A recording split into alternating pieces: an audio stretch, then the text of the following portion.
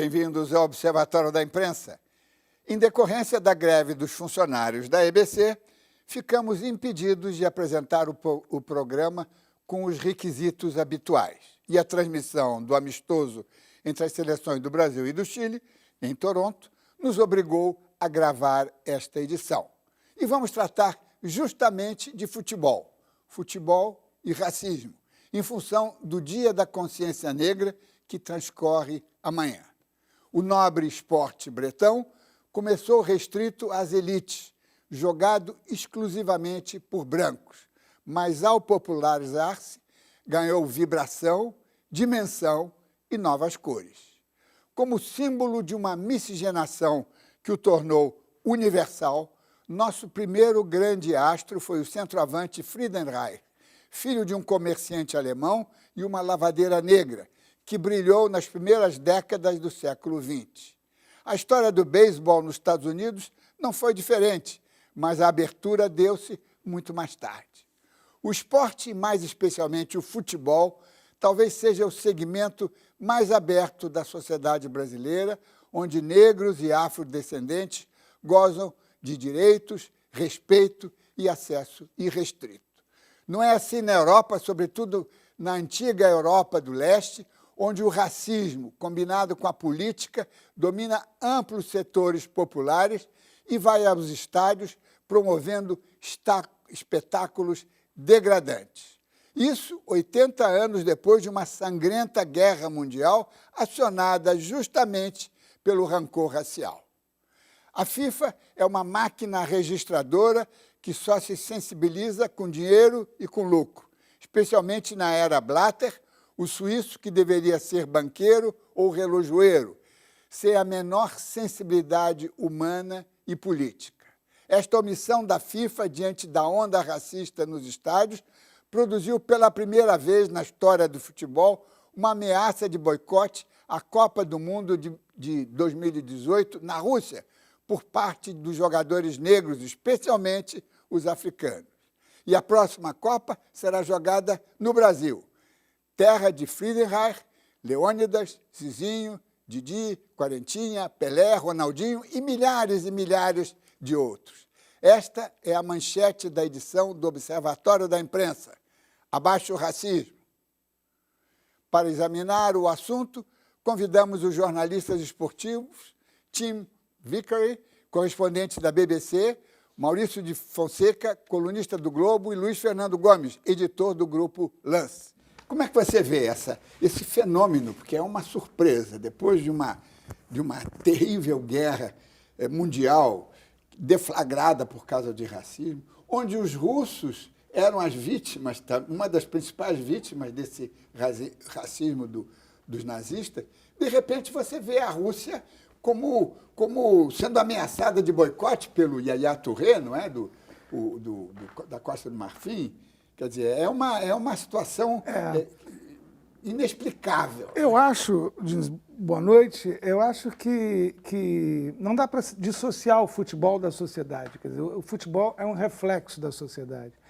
E você tem sociedades que aprendem as lições da história, como é o caso da Alemanha, onde hoje você tem uma integração racial bastante efetiva. E outros povos, outras nações não aprendem as lições da história, que é o caso da Rússia. Quer dizer, o que se passa nos campos de futebol da Rússia é o que você vê nas ruas da Rússia, na sociedade, como norma da sociedade russa. Não só, eu acho, não só na questão do racismo, mas na questão da estrutura como é construído o futebol, a estrutura, não digo corrupta, mas baseada nas grandes fortunas construídas de forma pouco convencional, digamos assim. Os oligarcas.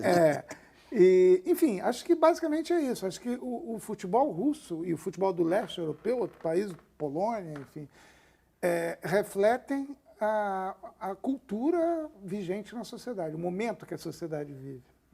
Não, e a sociedade russa, ela é, inclusive, homofóbica, não é? Agora, como Tivemos... quer dizer, tem toda uma coisa autoritária, não é? que é terrível, não é? No mundo e na Europa, que é uma coisa, um modelo de integração, não é? Maurício Fonseca, como foi esse episódio do Yaya Touré lá com o CSKA de Moscou, não é? Como é que foi esse episódio para explicar ao telespectador? O Yaya Touré é um dos principais jogadores da África. Ele já foi eleito 2 vezes o melhor jogador da África. Ele é um craque, jogou no Barcelona, um jogador de projeção internacional. E ele foi... O Manchester City é o time que ele joga, estava jogando pela Liga dos Campeões lá em Moscou, e aconteceu esse episódio lamentável dele ter sido sons de macaco, as mais variadas ofensas. E ele tomou uma atitude, o jogo teve que ser paralisado, Não, ele parou o jogo. Ele parou o jogo. Já não é a primeira vez, teve um jogo da Inglaterra, eu acho, de sub-23, que o jogador também, no meio do jogo, deu um chute para a arquibancada, tirou a camisa e foi embora. O jogo teve que parar, a torcida bateu palmo. Contra a Sérvia, se não me engano. Foi isso, contra a Mais Sérvia, uma vez, exatamente. Europa de Leste. No leste também. E aí, quer dizer, está chegando num ponto que vai ter que se tomar uma atitude. Foi a primeira vez que um jogador de ponta, né? Porque esse rapaz era um garoto de sub-23, isso esquece. Agora, um Yaya Touré é diferente. Astro internacional. Um astro internacional, e ele é muito politizado, ele sempre se manifesta de vários assuntos do futebol extra-campo, e ele vai tentar convocar Um movimento. Um movimento para que se faça alguma coisa, que realmente, imagina numa Copa do Mundo, o mundo inteiro vendo e uma situação dessa constrangedora para um ser humano. Isso não pode acontecer. Pois é. Agora teve nesse jogo, quer dizer, o que chama a atenção é a mentalidade do juiz. Quer dizer, o juiz ficou omisso. Ele que parou o jogo, ele se assumiu como juiz e mandou parar o jogo. Eu acho que a FIFA tem uma culpa nisso, que a FIFA não é veemente na sua orientação aos árbitros, que se ela fosse veemente, falasse, você tem... Porque eles fazem o que ela manda. O árbitro falou, pode botar spray, aí bota spray. Se falar, fez barulho, fez manifestação racista, você tem que parar o jogo, o juiz para o jogo. Mas não existe isso. É uma recomendação, as multas são ridículas. Um clube de futebol que paga 800 mil euros por mês para um jogador, paga multa de 15 mil dólares, 14 mil dólares. O cara tira do bolso na hora e paga ali e continua a mesma coisa. Quer dizer, tem que ser tomada uma série de medidas para que isso seja coibido. E eu acho que uma ameaça dessa que o Yaya Touré fez, pelo menos 40% dos jogadores que vão à Copa são negros, teriam uma repercussão muito forte dentro do futebol. É a hora de parar de viver de fachada, né? A FIFA vive de fachada. Bota aquela faixa lá no início do jogo, faz um jogadores fazem discurso, leem uma cartinha, exatamente, e acha que isso resolve o problema. E está muito longe de resolver o problema. Mas é um problema eu que queria o seu testemunho, que é importante, sendo inglês, conhecendo como é que a Inglaterra deu a volta no problema que ela também tinha, né? O problema é muito maior do que futebol, né? Sim. O futebol tem um monte de defeitos, mas a gente está exagerando se a gente botar a culpa no futebol para racismo. Como fala o grande escritor uruguaio Eduardo Galeano, as lágrimas não vêm de lençol, né? É um problema de sociedade que se manifesta no futebol. O futebol dá uma plataforma para racismo e também dá uma plataforma para medidas para combater racismo. Evidente. Mas a gente está falando de racismo com um só. No meu modo de ver, tem 3 situações diferentes. Tem a situação de Europa Ocidental, onde a questão de racismo é sobre o tratamento do imigrante, Assimilação do imigrante. Absorção. Tem a situação do Brasil, Estados Unidos também, quando a situação de racismo tem muito a ver com o legado de uma sociedade de escravo. E tem a situação de Europa de Leste, onde esses lugares não têm uma comunidade negra em grande número. E nunca foram democráticos. Não. Convém dizer isso. Tem a ver com a rejeição do estranho, diário. Então, punir para punir, consegue alguma coisa. Mas muito mais importante é a punição com uma medida de educação. E, obviamente, a forma de educação tem que andar em mãos dadas com o problema da determinada sociedade. Isso não é um caso, uma frase em inglês, one size fits all. uma medida cabe para todas as situações. Não é assim. E como é que a Inglaterra deu a volta? Porque ela também tinha problemas de... Na década de 70, foi barra pesada mesmo. Década de 70 foi quando os primeiros negros, porque a Inglaterra só tem uma comunidade negra em peso desde a década de 50. Então, década de 70, tem os primeiros negros aparecendo nos campos e sendo vaiados, sendo maltratados. A extrema-direita, na época, estava tentando organizar nas torcidas de futebol. O que mudou, eu acho que tem muito mais a ver com o que aconteceu na música do que aconteceu no futebol. Um nome que todo mundo com certeza vai conhecer, Eric Clapton. Eric Clapton, em 7 e meia, estava chapado. Mas ele deu um discurso totalmente racista. Ele convocou os negros de sair do show dele, de sair do país dele. Ele falou que a Inglaterra está virando uma colônia dos negros. Sendo o caso que a música dele, como a maioria da música inglesa, tem raízes negras americanas. Claro. Isso deixou as pessoas na música com muita vergonha. Então, organizaram um movimento, Rock Against Racism, rock contra racismo, organizando shows misturados. Então, quando o ano seguinte o punk rock explodiu, que foi um movimento muito forte entre os jovens, o punk rock reggae, música da comunidade jamaica, andaram juntos. E, de repente, a gente estava vendo bandos musicais multirraciais. Aí os sementes estavam plantados aí.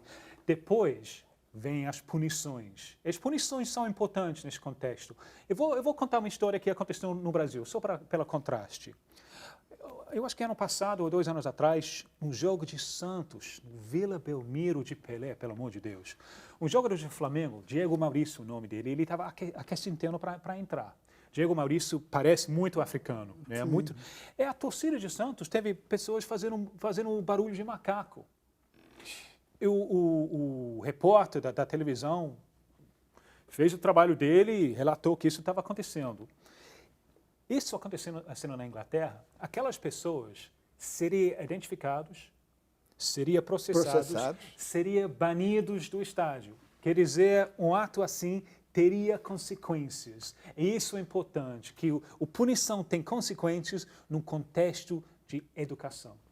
Maurício, na Alemanha, você cobre Copa do Mundo, já conhece o mundo inteiro. E como é que é a Alemanha, que foi a causa, né, foi o cenário de uma coisa tão terrível, com ingrediente racista, deu a volta? Como é que hoje é lá?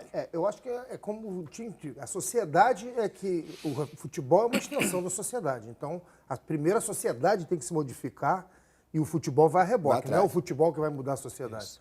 Então, isso não vai ter. A Alemanha, por exemplo, há algum tempo já tem jogadores negros jogando nas suas seleções, o que era inimaginável a gente pensar que em 74 a Alemanha ia ser campeã com um jogador negro. Hoje em dia tem 3 ou 4 jogadores, inclusive um brasileiro que disputou a Copa pela Alemanha. Então, eu acho que a sociedade em si é que fez o movimento e o futebol foi absorvido pelo movimento social. Eu, lá na Copa da Alemanha, eu nunca tinha ido à Alemanha antes de 2005 e eu achava que ia ser exatamente um país com restrições ao estrangeiro.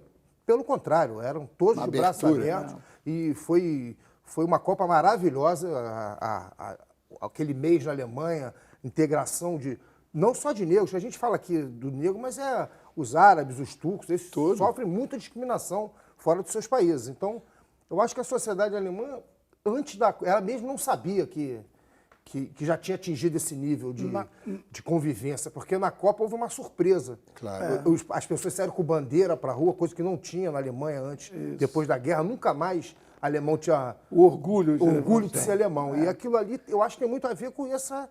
nós mudamos, nós viramos uma página. Na Copa da Alemanha teve um caso que eu acho emblemático, que a The Economist contou, que foi uma conversa entre 2 alemães, entre 2 arianos, num mercado de Berlim, em que o cliente chega, está passando na televisão uma notícia sobre o jogo anterior, o jogo da noite anterior, e ele diz para o dono do mercado: esse turco nos salvou, falando do Ozil, que tinha feito o gol da vitória da Alemanha. Que é descendente de turcos. Né? Descendente de turcos. No que o dono do mercado disse, não, ele não é um turco, ele é um alemão.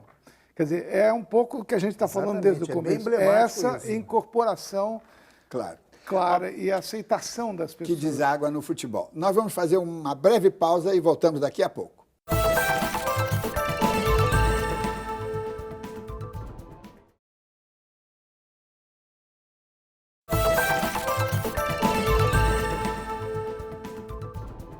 O Observatório da Imprensa está de volta com o debate sobre racismo no futebol, no país que vai sediar a próxima Copa do Mundo.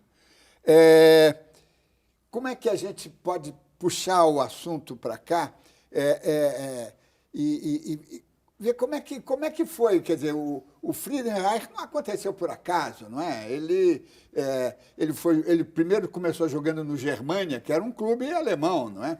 Eu acho que Friedenreich não é tão emblemático, não, porque ele nasceu num ambiente... Já. Sim, A cultura, muito mais emblemáticos são Leônidas e Domingos da Guia. São posteriores. Muito mais. Até, no meu modo de ver, o evento fundamental no futebol brasileiro foi um jogo da seleção brasileira fez em Uruguai, em 1932. O futebol no Uruguai já era profissional. Brasil não. Teve grande resistência, ideias de amadorismo e tal. Depois desse jogo, 2 grandes jogadores jovens brasileiros, o Brasil ganhou do campeão mundial, que era o Uruguai, com Leônidas e Domingos. Peñarol e Nacional, os 2 grandes clubes de Montevideo, contrataram os 2. Esse choque externo foi fundamental para projetar aqui. Profissionalismo. E uma vez que você tem profissionalismo, a porta está aberta para meritocracia. Eu não quero... O último bloco parece que a gente estava falando que a Europa Ocidental e a Inglaterra são perfeitos. Não é verdade. Sim, mas são mais avançados do que a Rússia. Sim. Uma coisa que o primeiro jogador negro a defender a seleção inglesa principal foi um cara chamado Viv Anderson, em 1978. 2 anos atrás, ele lançou um livro, o título do livro, Primeiro entre Desiguais. Então, na concepção dele, ainda o processo não é completo. E uma coisa que ele está abordando é a dificuldade de jogador negro lá na Inglaterra virar técnico. Isso eu acho um ponte para o futebol brasileiro, porque hoje em dia ainda não temos técnicos. É muito não pouco. Tem. Pois é, e como é que a gente pode resolver isso? Porque foi o Bangu o primeiro time, não é? Que era um time privado, não é? Porque era da fábrica Bangu, não é? Foi o primeiro time que teve jogadores negros. Agora, como é que a gente pode ter o técnico negro? Eu acho que antes disso, só um pouco pegando o que o Tim falou e o que você falou no começo, eu acho que o racismo no futebol brasileiro é uma coisa que aproveita-se algumas oportunidades. Vamos para a Copa de 50, quer dizer, o Barbosa ficou marcado aquele gol de uma forma que, se fosse um branco, talvez fosse diferente. A ponto do Chico Anísio, saudoso Chico Anísio, ter escrito no Lance, às vésperas da Copa da Alemanha, um artigo de que o Brasil tinha um problema, porque o Dida era o goleiro, e Chico disse textualmente o seguinte: não confio em goleiros negros. Entendeu? Ele disse isso? Disse isso, ele escreveu um artigo dizendo... e depois ele disse que aquilo era uma brincadeira, era uma piada, enfim. Mas para a gente foi um problema, porque era um artigo, cada dia tinha uma coluna de um convidado durante a Copa. A gente teve que arrumar no dia seguinte alguém para contrapor aquilo, tamanha reação que deu. Mas o Brasil é assim, quer dizer, é o caso do Antônio Carlos, fica se esperando a oportunidade. É uma coisa que está latente. Eu não acho que essa integração, o país... Não, é latente. Quando tem uma oportunidade, como ele contou, aparece, surge. E eu acho que do mesmo jeito que a FIFA tem que ter ações contundentes, a CBF, enfim, a organização do futebol brasileiro também tem que ter ações contundentes. E que ações poderiam ser? Eu acho que primeiro punir efetivamente os clubes, quer dizer... Em que sentido, Lu? Talvez com perda de... Se tiver manifestação de racismo. Se tiver manifestações racistas, isso que eu quero dizer. Mas... E punir, não pela lei esportiva, o racismo é um crime, portanto o cara que está ali, que comete isso, ele tem que ser punido... Está previsto na Constituição. Sim, pelo Código Penal, ele tem que ser afastado do estádio, proibido, como na Inglaterra, de ir ao estádio, o clube tem que ter as sanções esportivas. Agora, o sujeito tem que ser punido criminalmente. É um crime. Mas hoje em dia já acontece isso, né? O jogador do Antônio Carlos, ele xingou um jogador, ele foi para a delegacia. Foi levado eu me lembro. para a delegacia. Não é nada de G-CRIM do estádio, não. Foi para a delegacia se explicar. O jogador argentino também, na final contra o São Paulo. De sábado. De sábado. De sábado também. Com grafite. Mesma coisa, chamou grafite de macaco ou de coisa parecida. Acabou o jogo, saiu do estádio e foi direto para a delegacia. Sim, agora, como é que além de punir, de penalizar, estimular, inclusive essa coisa dos técnicos, né? Porque a presença de um técnico num clube muda a escala, muda a dimensão. Como é que se pode... E pela proporção, né? Tem muitos jogadores negros e não tem nenhum treinador. Se você olhar na primeira divisão, talvez o Cristóvão seja o único treinador negro que trabalha no Bahia. Mas está aposentado, né? Não, ele é do Bahia, ele é o treinador do Bahia, ele é um ex-jogador que era auxiliar técnico e teve uma chance e assumiu e tá. Eu não me recordo agora, tem outro negro agora, assim, se olhar assim. Eu acho que não me... O técnico mais vencedor do Brasil era um negro, que era o Lula do Santos. Mas era uma outra época, não sei, não tem informações sobre como era o relacionamento dele. Os brasileiros, os treinadores brasileiros negros que não têm chance, reclamam muito de que não tem chance por serem negros. O Cláudio Adão, por exemplo, é um que volta e meia está com essa bandeira aí. O Paulo César Caju também defende isso, que há um preconceito. E eu acho que é mesmo. Eu acho que há um pouco Porque isso interrompe a carreira, quer dizer, é natural que um grande astro de futebol, se tiver o preparo intelectual para ser técnico, ele continue. Agora, se não deixam continuar, é uma discriminação, é um gueto. Né? Você vê o caso do Andrade. O Andrade foi campeão brasileiro pelo Flamengo e desapareceu. O cara saiu do clube e saiu do Flamengo para clube nenhum. Não é que ele saiu para um outro, exatamente. Não. Dirigiu o Paysandu, Boa Vista, clube, coisas esporádicas. Eu acho que, tirando o Lula, que você bem lembrou, eu acho o técnico negro brasileiro que mais expressão internacional ganhou, acho que foi o Didi. Que levou o Peru para a Copa do Mundo, enfim, fez um trabalho. Trabalhou na Turquia. Mas é uma exceção. Lógico. Mas sempre me espanto para mim que em 7-4 ele não virou técnico da seleção brasileira. Ele tinha sido, no campo, o cérebro da seleção brasileira. Mas naquela época era uma época diferente. O Zagallo tinha sido campeão, era do gol dos militares, aí não ia também. Era muito difícil de você, naquele momento, você tirar o Zagallo de 70 para 74. Então, depois da Copa de 74, ele com experiência com o Peru, eu sempre acho isso um caso gritante. Certamente, é verdade. Agora, eu queria de novo retomar o negócio da FIFA. Porque nós estamos hoje num mundo globalizado, internacionalizado, e as organizações internacionais têm que ter responsabilidades, não é? Elas não estão aí apenas para ganhar dinheiro, não é? Tem que ser... Você bateu muito forte na FIFA de Blatter no início. Eu tenho idade para lembrar FIFA quando ela controlada por um inglês, Stanley Rouse. Ah, sim. Até 7-4. Mas isso é pré-história. Não, eu acho que não. Porque na época de Stanley Rouse, a causa que era mais próxima ao coração dele foi a tentativa de botar de volta a África do Sul, de época de apartheid, de volta na FIFA. Né? A África do Sul, depois da massacre de Sharpeville, em 60, foi expulso do movimento olímpico. Foi expulso da FIFA, Rouse conseguiu botar de volta. Foi expulso de novo e até o final dos dias dele, ele estava tentando incluir a África do Sul. Isso é importante na forma seguinte, porque hoje em dia, com o sucesso relativo que a Inglaterra tem em combater o problema do racismo no futebol inglês, o inglês, e os meus conterrâneos têm um deficiente de hipocrisia, infelizmente tem. Então o inglês tenta ensinar para o mundo, impor seu modelo no mundo. Mas muita gente no futebol são homens com mais idade até do que eu. Eles lembram. Mas peraí, quando vocês eram os donos do mundo, vocês eram racistas explicitamente. A FIFA de Rouse teve muito pouco lugar na Copa para times de África, para times de Ásia. Atrapalhou o desenvolvimento de futebol numa escala global. Então, eu acho importante que os meus conterrâneos acertem os contos para a história. Aí, o inglês pode ensinar com um pouco mais de humildade. olha, a gente teve o seguinte problema, a gente combateu esse problema dessa maneira, talvez isso seria útil para você. E não, a gente tem todas as respostas, aprende assim. Não, mas é que eu bati com razão, porque a FIFA não é muito melhor do que era. Não é, sim, melhor, mas Nesse sentido. Ela não é sensível, às grandes problemáticas e ignorando o papel educacional, didático do esporte, né? E sobretudo do futebol. Eu concordo com isso, que a FIFA ela age muito pouco nesse sentido. Ela faz campeonato, faz clínica, por exemplo, constrói estádios na África, bota lá o estádio, como se, isso é uma parte do...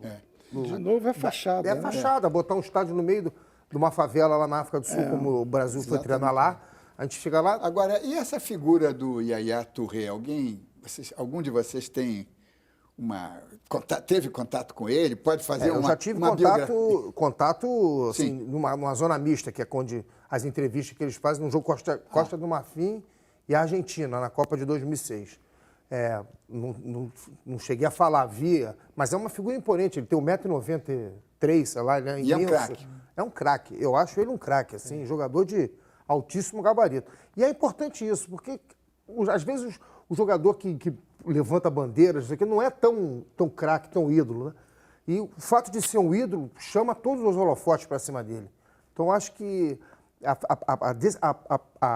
o desabafo dele aqui naquela hora ali foi mais do que tudo que já fizeram até agora. Eu acho muito emblemático a posição que ele tomou, entendeu? Eu acho que pode ser um início de uma coisa para desembocar num... Luiz Fernando. Não, eu acho que ele tem uma coisa que é... Vamos pegar um pouco do contexto histórico, quer dizer, aquela coisa da elite africana e estudar em Londres, e estudar em Paris, e estudar até em Lisboa, e voltar, né, com os mesmos princípios de dominação.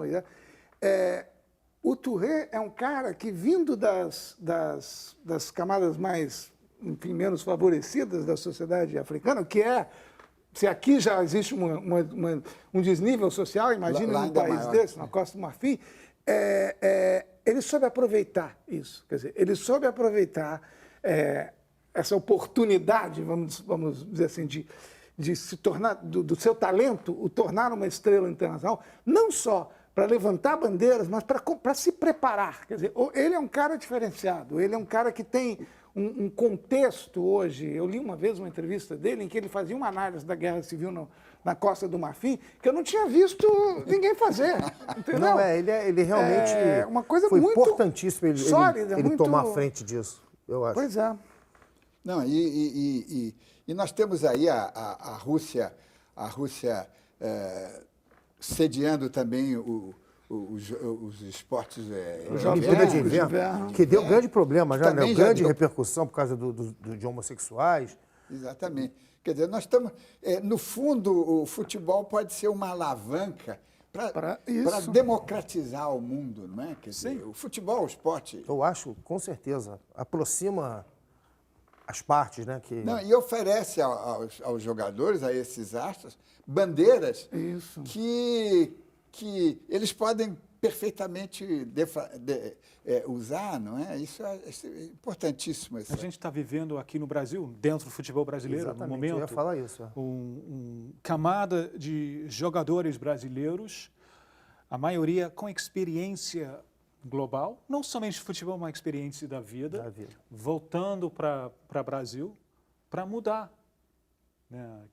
Eu acho que um eco muito impressionante, é muito positivo, do movimento de protestos que o país teve em junho, julho e tal. Exato. Então, essa coisa que o Luiz citou, de Yaya Touré crescer na periferia, chega no centro, como um representante do seu povo, eu acho isso muito, muito importante. Tem um papel fantástico para educar os russos, por exemplo. Me diz uma coisa, aí já entramos no terreno do observatório da imprensa, da crítica à imprensa.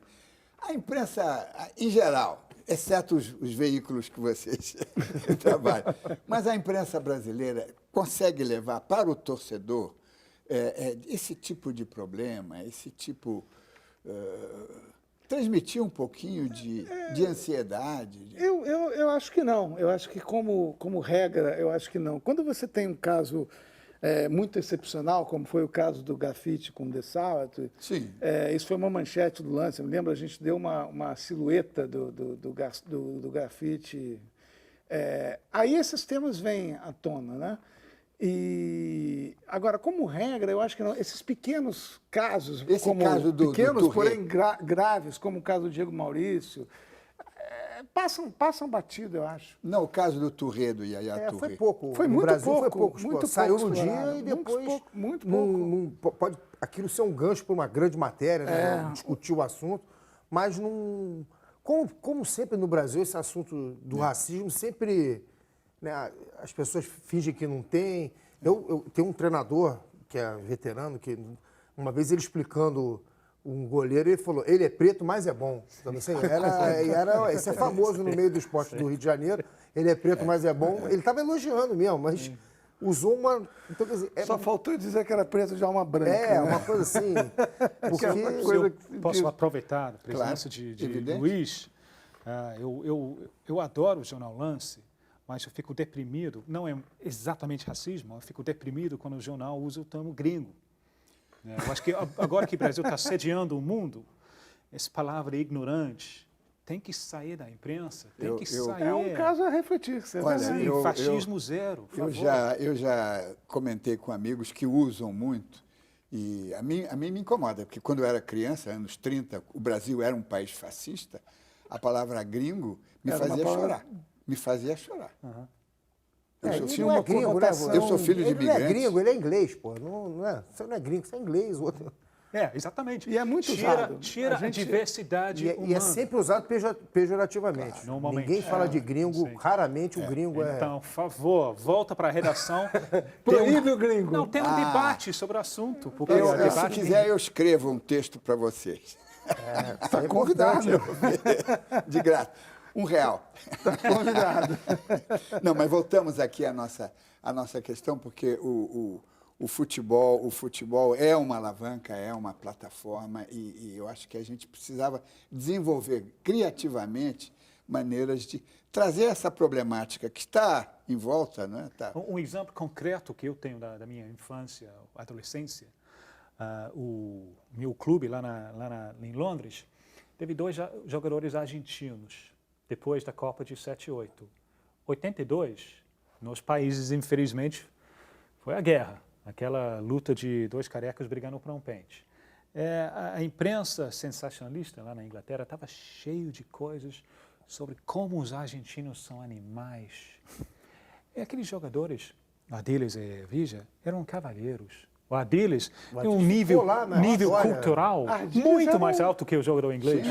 Então, a mera presença desses jogadores desmentiu as mentiras da imprensa inglesa. Isso foi muito importante para mim.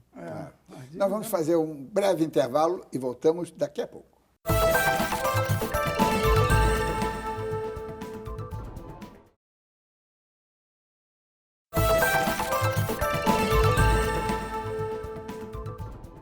Estamos de volta com o Observatório da Imprensa, hoje tratando de atos de racismo e preconceito durante os jogos de futebol. Luiz Fernando, eu interrompi. Tem uma coisa que eu acho, uma Copa do Mundo, uma Olimpíada, ela faz um sentido maior do que um evento esportivo quando ela tem, ela serve como uma plataforma para alguma manifestação social. Quer dizer, a gente tem vários exemplos. É o que você falou da Alemanha. A Alemanha resgatou o orgulho, a Copa na Alemanha resgatou o orgulho nacional. Alemão, o orgulho nacional. Foi a Alemanha não racista. Exatamente isso. Eles tinham vergonha disso. E aí, a Olimpíada de Sydney foi a Austrália se integrando ao mundo. Quer dizer, nós não somos uma ilha abandonada, nós fazemos parte. Uma penitenciária, porque era antigamente. Claro, a Copa da África do Sul, enfim, é uma oportunidade para a Rússia. Quem sabe essa Copa não é uma oportunidade para a Rússia de ser um marco na transformação da sociedade. Quer dizer, vamos fazer dessa Copa uma Copa contra o racismo. Não é no Brasil que você vai fazer isso, porque aqui não faz sentido, mas na Rússia faz todo sentido. Claro. A Copa da Rússia contra tem que ser... Contra o preconceito, né? Porque claro, contra o preconceito. Exatamente, melhor o ainda problema isso. maior é o preconceito. É isso, cara. a Copa da Rússia tem que ser a Copa contra o preconceito. Né? E aí nós temos um trabalho, a imprensa brasileira tem um trabalho, né? A imprensa brasileira esportiva tem uma capacidade de irradiação, imagino, não é? Ou não? Acho que temos, acho que temos acho que, assim, hoje o futebol é uma coisa impressionante, porque você, ao mesmo jeito que ele é mobilizador, ele é uma coisa que, não sei se a palavra é essa, mas a paixão, às vezes, emburrece as pessoas, né?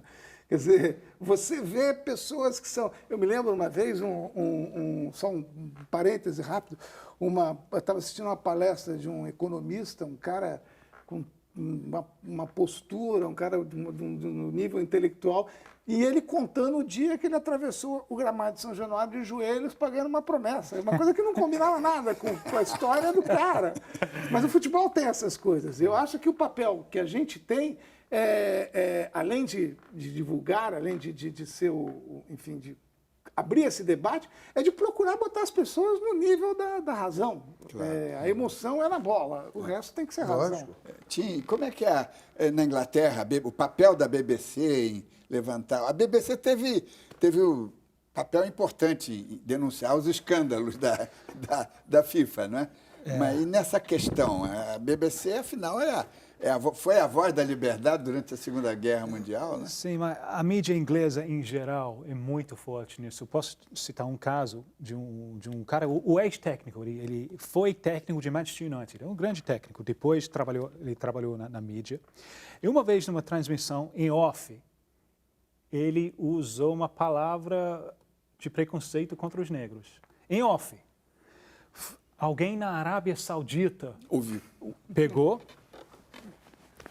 Ele perdeu o emprego na televisão, ele perdeu as colunas dele na imprensa, Meu Deus. Ele perdeu todos os contratos do patrocínio. Então, é uma coisa levada muito a sério mesmo, muito a sério. Às vezes, na Espanha e tal, eles acham que isso é um exagero da Inglaterra. Mas tem sido parte de um processo, em linhas gerais, bem sucedido. Obviamente, cada país tem a história. Depois de atacar o lance, para usar de gringo, eu posso falar que eu aprendi tanto sobre a sociedade brasileira, o papel didático da imprensa esportiva brasileira. Eu acho que um papel muito bem feito. Então, parabéns por isso, segue assim. Bate a sopra. Agora, nós temos também um fenômeno que é muito parecido com o nosso, eu até citei no editorial. É um filme americano recente, eu acho que, não sei se já passou aqui, porque eu não acompanho muito, chamado 1942. Eu vi no avião. Eu também vi no avião. Passa-se no ano de 42, quando o primeiro jogador de beisebol negro, que só jogava no Sul, em times... times de negros. Times de negros. De repente, racial. Um empresário que era mormon como ele, né, falou, não, eu vou apostar em você.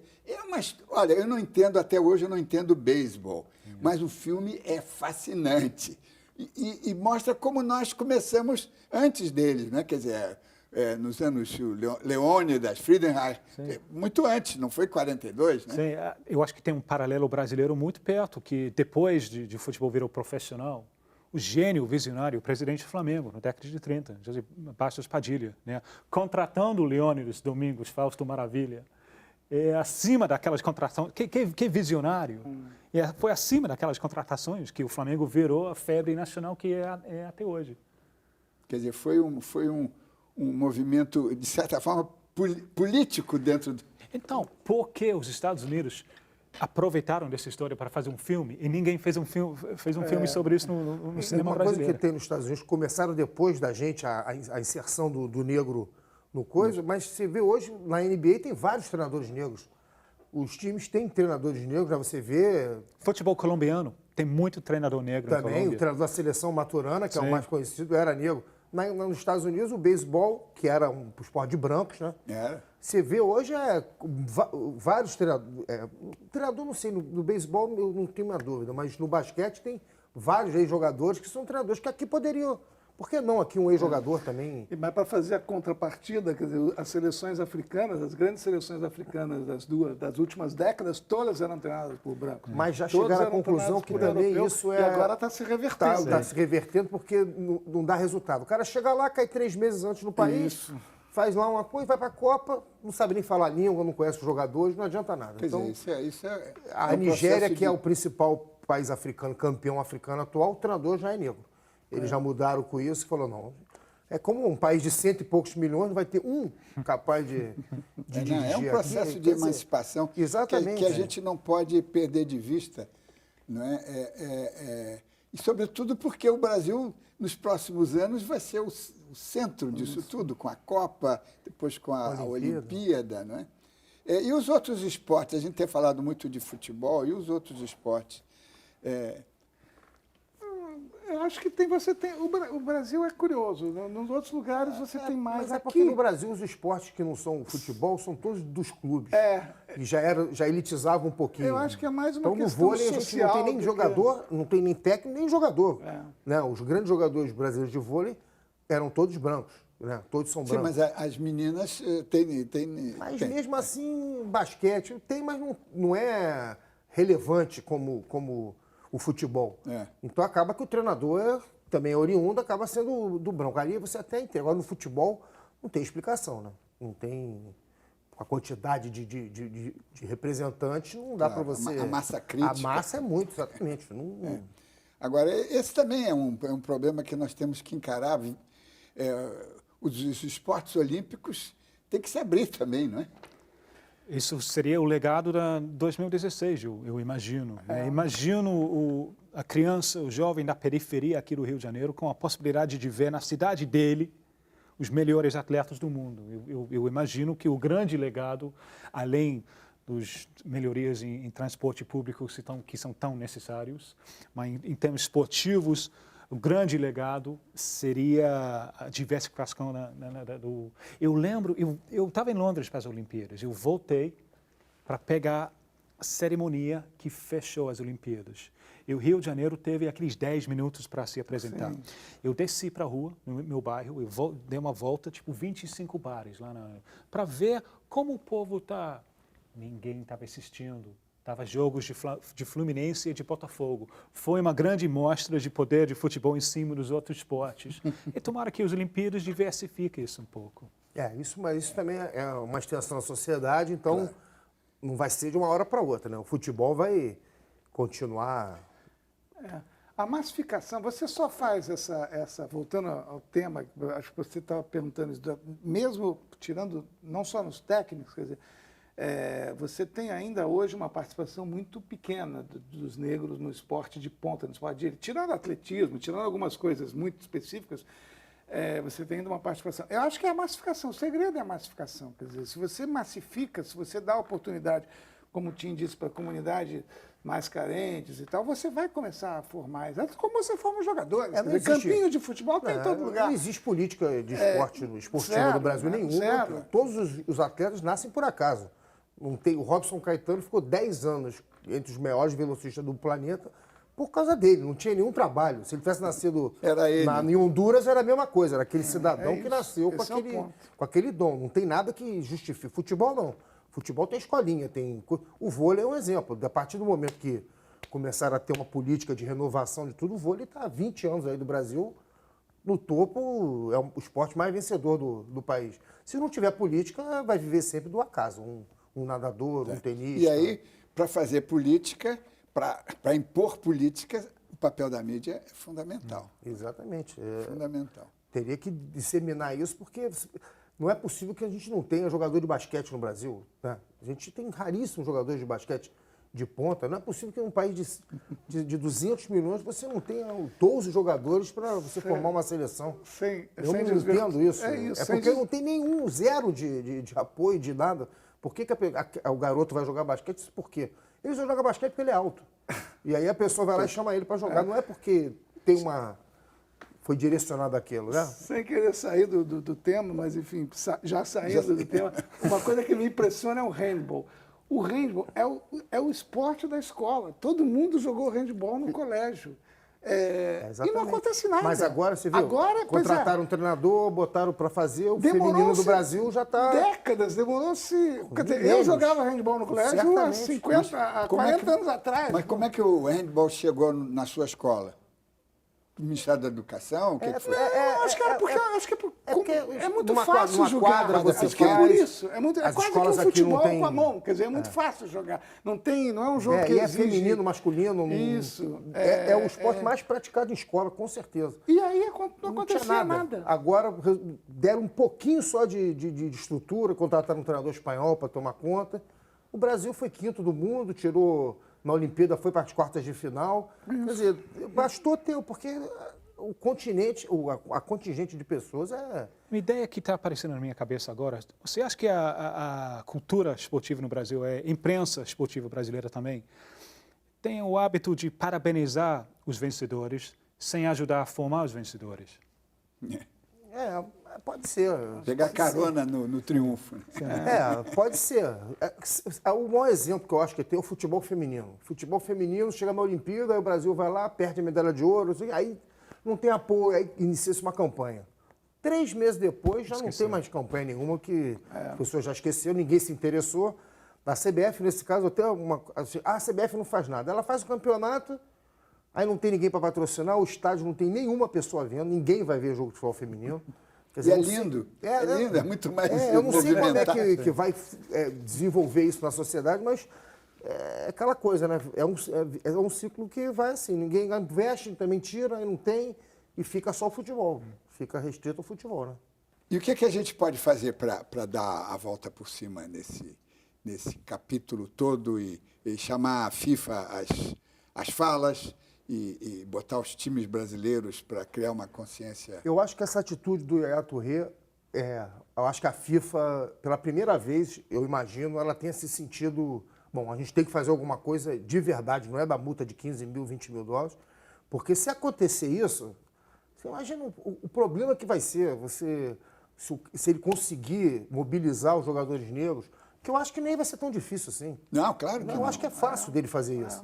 Começar uma campanha, hoje em dia, o mundo globalizado, isso vai rapidinho, vai se disseminar. Não, e as redes sociais também. Exatamente, eles vão usar tudo e vai criar uma situação que tem que ser preventivo, não pode deixar, porque se chegar na véspera e tiver essa situação, vai ser um caos, né? Você imagina a população de 32 seleções, quantas vem com negro? Até o Japão já vem com naturalizado, então... Também? O Japão já tem jogador brasileiro, era negro, jogava no Japão. Quer dizer, você não vai ter Copa. Todas as seleções virão desfalcadas. Então, eu acho que isso foi uma coisa emblemática. Essa atitude do Yaya Touré, eu acho que pode daí a uma coisa mais concreta que a FIFA não fique com hipocrisia. Há uma chance de trazê-lo aqui, para falar aqui, para mobilizar, para se enturmar com o Brasil. Seria uma boa, né? Se pudesse... Eu acho que esse assunto tem que ser discutido mais aqui mesmo. Apesar daqui a gente não ter os problemas que tem no leste europeu todo, mas é uma extensão da sociedade. É aquela coisa meio disfarçada, é um racismo meio disfarçado. E o Seedorf, como é que ele é? Ele é um vitorioso aqui no Brasil, né? O Seedorf é quase um brasileiro, né? Para começar, ele fala português melhor do que a maioria dos jogadores. Olha o preconceito aqui se manifestando. Né? Mas, enfim, ele é um dos que estão mobilizando esse movimento do bom senso. Quer dizer, esse movimento começou lá com o Paulo André no Corinthians e o Alex no Coritiba, mas o Seedorf, Paulo André me dizia, foi um dos primeiros a aderir, a se incorporar. E eu acho que ele tem um papel importante, eu acho. Eu acho que é um cara que você vê um espírito de liderança, é um cara que é ouvido, quer dizer, não só no time do Botafogo, até o técnico, né? Há pouco tempo eu vi ele chegou na beira do campo para falar com o Oswaldo deu uma garrafa d'água para ele e falou, não, professor, eu não quero água, eu quero falar. Aí ele começou a falar de algumas coisas. Assim, a presença dele aqui no Brasil não é só importante para o Botafogo. Não, porque ele se mete em todos os assuntos, ele ele se mete no comportamento dos companheiros, nesse movimento bom senso, torcida. Quer dizer, ele agregou muita coisa no futebol brasileiro, além do Botafogo em si. Eu acho que esse tipo de personagem é que tem que tomar a frente, porque eles são ouvidos. Nós o convidamos, ele viria participar conosco aqui, mas não deu, complicação, a gente... É um pouco do que o Tim disse no começo, quer dizer, o Seedorf, ele se enquadra nessa categoria, vamos dizer assim, de jogadores que têm uma experiência internacional, que viveram uma outra realidade e que agora estão voltando e com um espírito de mudar. No que o Paulo André é uma exceção nesse caso, mas nessa situação. Mas eu acho que esses grandes nomes é que podem ser o propulsor de mudanças. Acho que não só as mudanças que o futebol precisa enquanto esporte de organização, no calendário, enfim, todas essas mazelas que a gente está acostumado a dizer, mas também nessa questão de refletir...